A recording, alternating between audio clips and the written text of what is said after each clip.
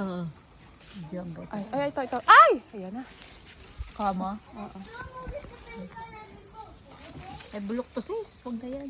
Ito parang, ewan ko lang. Ay, bulok na rin to. Kaya laglag na natin. Ay, patigas. Ay.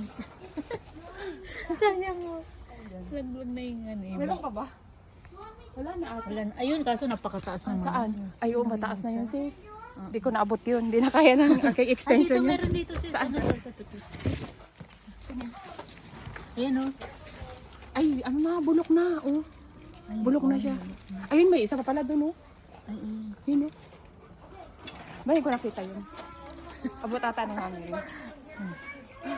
Mga nanguha ng ano, prutas na may prutas sa ano. Ay, di, bulok na din siya, sis. Huwag na. Bulok na. Yung kalahati niya, bulok na. Ay, ano na, override na. Yung sana sa taas, oh. Sa Pilipinas pa. Parang Pilipinas, hindi ba yung namamayabas?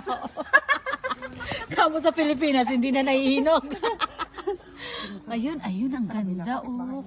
Napunta na sa kapitbahay. Sabi ko nga sa inang kapitbahay na. Oo. Ito. Sira na yung bakod nila, baka masanda. Sorry po, sorry.